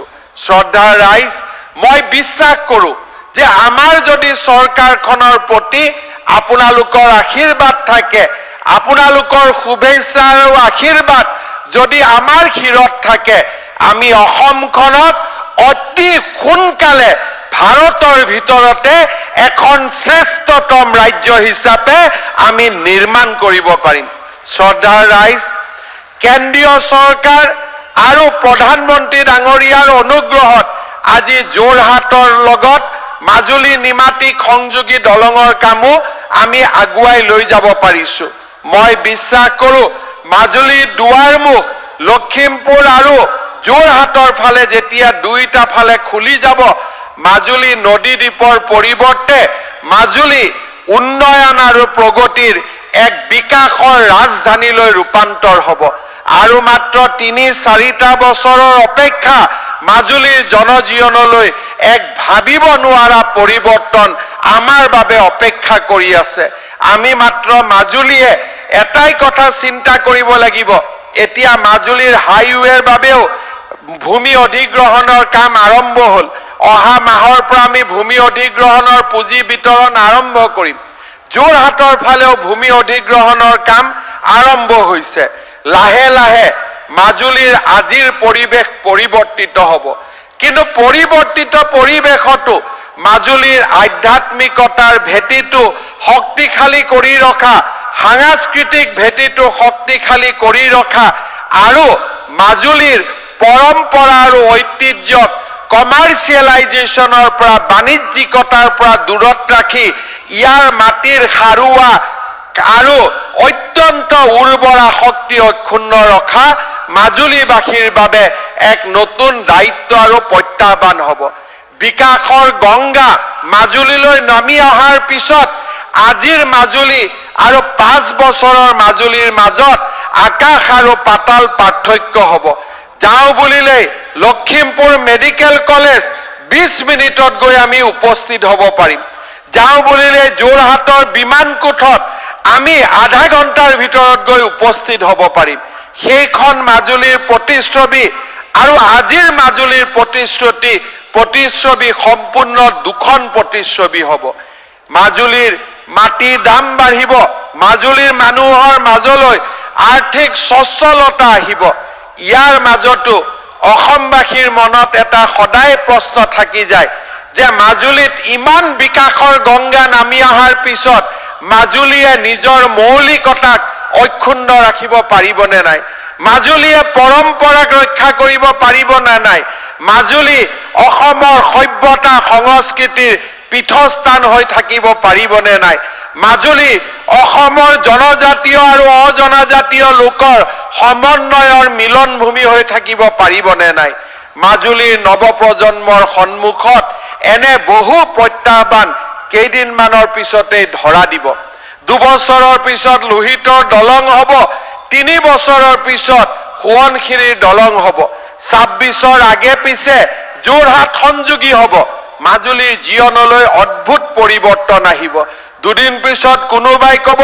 মাজুলীত এটা এয়াৰপৰ্টো বনাব লাগে 3 দিন পিছত এই ধৰণে মানুহৰ আকাংক্ষাৰ সীমা বাঢ়ি যাব চৰকাৰেও সেই আকাংক্ষাক পূৰ্তি কৰাৰ বাবে প্ৰয়াস আৰু প্ৰচেষ্টা কৰিব কিন্তু কৃত্ৰিম বিকাশৰ মাজত আমাৰ মনৰ বিকাশ যাত্ৰাক আমি ধৰি ৰাখিব পাৰিম নে নাই আমি আমাৰ পৰম্পৰাক ধৰি ৰাখিব পাৰিম নে নাই মই ভাবো মাজুলীৰ নৱপ্ৰজন্মই উন্নয়নৰ মাজতো বিকাশৰ মাজতো মাজুলীৰ সভ্যতা সংস্কৃতিক জীয়াই ৰখাৰ বাবে বদ্ধ পৰিকৰ হৈ থাকিব আৰু মাজুলীক জীৱনলৈ এক ভাবিব নোৱাৰা অৰ্থনৈতিক পৰিৱৰ্তনৰ লগতে মৌলিকতা ৰক্ষাৰ সংগ্ৰামখনতো মাজুলীবাসী বিজয়ী হ'ব আজি লখিমপুৰৰ ফালে পথ খুলিছে ডিব্ৰুগড়ৰ ফালেলৈ যোৱা মথাউৰি আজি দ্ৰুত গতিত পকীকৰণ আৰম্ভ হৈছে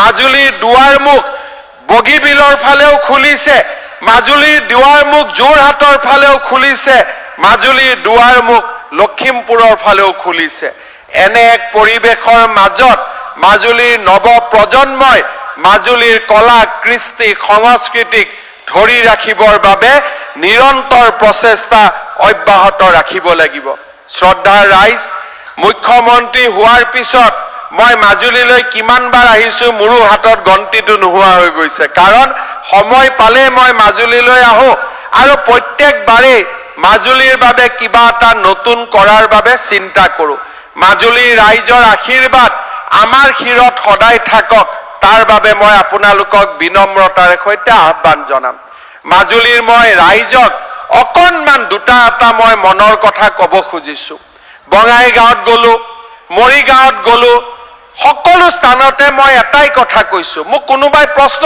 কৰে যে অসমতো আগতো মুখ্যমন্ত্ৰী আছিল ইমান কামটো হোৱা নাছিল আগতো চৰকাৰ আছিল এনেকেতো হাজাৰ হাজাৰ কোটি টকাৰ কাম কোনেও কৰা নাছিল আপুনি এইবিলাক ক'ৰ পৰা কৰিছে আমাৰ চৰকাৰখন ধাৰত গৈছে নেকি বিভিন্ন প্ৰশ্নই মানুহৰ মানসিকতাক ক্ৰিয়া কৰে মই এটাই কথা ক'ব পাৰো যে আপোনালোকৰ আশীৰ্বাদ ইমান ডাঙৰ শক্তি যে এই আশীৰ্বাদ যদি মোৰ মূৰৰ ওপৰত থাকে হিমালয় শৃংগটো মই আৰোহণ কৰিব পাৰো কাৰণ অসমৰ মানুহৰ আশীৰ্বাদত সেই শক্তি আছে যোৱা 1.5 বছৰত অসমত নিগেটিভিজম নোহোৱা হৈছে অসমৰ মানুহে নেতিবাচক কথা বতৰা পাতা বাদ দিছে এক প্ৰকাৰ বন্ধ ধৰ্ণা পিকেটিং শব্দবিলাক অসমৰ মানুহে পাহৰি গৈছে লৰা ছোৱালীয়ে 1 লাখ চৰকাৰী চাকৰি খুলিছে লৰা ছোৱালীয়ে কলেজ স্কুললৈ ঘূৰি গৈছে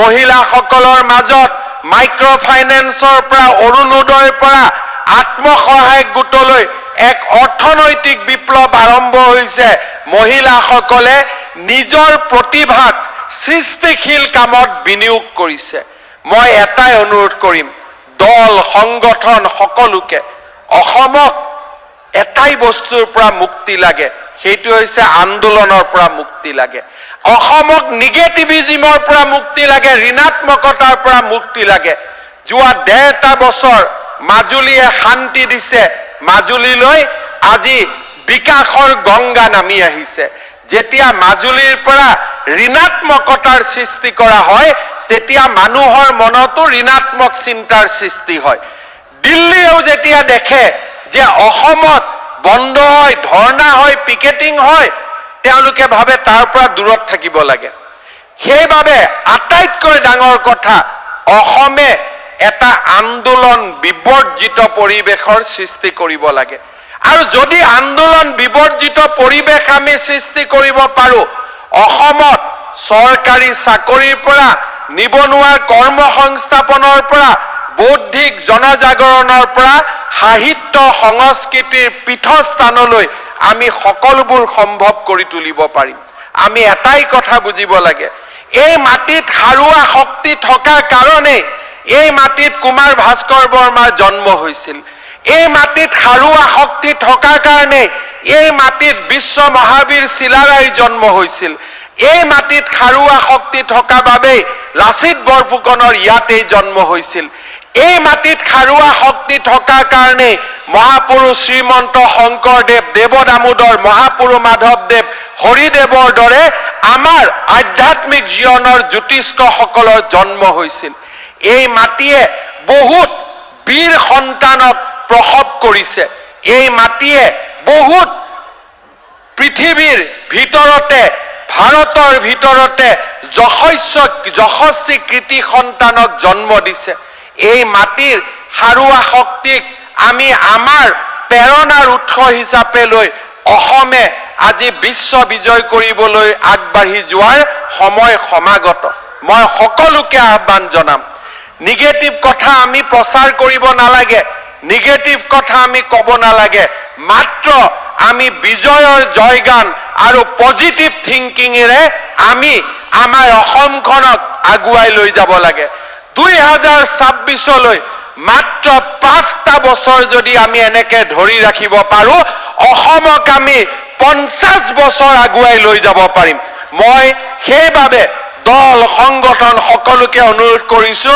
আপোনালোকৰ অস্ত্ৰ শস্ত্ৰবিলাক আপোনালোকে সম্বৰণ কৰক লৰা ছোৱালীক ট্ৰেক্টৰ খেতি ধান বিক্ৰী কাম কৰিবলৈ আগবঢ়াই দিয়ক চৰকাৰী চাকৰি মেধাৰ ভিত্তিত লবলৈ আগুৱাই দিয়ক আই মাতৃসকলক আপোনালোকে কল্যাণমূলক আৰু উন্নয়নমূলক কামৰ লগত জড়িত কৰক দেখিব আমাৰ অসম মাতৃ এই ৰত্ন প্ৰসৱা অসম মাতৃ বিশ্বৰ এক দুৰ্জেয় শক্তিত পৰিণত হ'ব মাজুলী আমাৰ বাবে প্ৰেৰণাৰ উৎস মাজুলীয়ে অসমক পথ দেখুৱাব পাৰে মাজুলীৰ পৰাই ইতিবাচক চিন্তাৰ এক নতুন নৱজাগৰণ হওক তাকে কামনা কৰি মাজুলীৰ ৰাইজৰ আজিৰ এই স্মৰণীয় আৰু আনন্দৰ দিনত মাজুলীবাসীক মোৰ অভিনন্দন জনাই আৰু আমাৰ লগত কাম কৰা চৰকাৰী বিভাগৰ বিষয়াসকল মোৰ সতীৰ্থ মন্ত্ৰীসকলক মই আকৌ এবাৰ ধন্যবাদ জনাইছো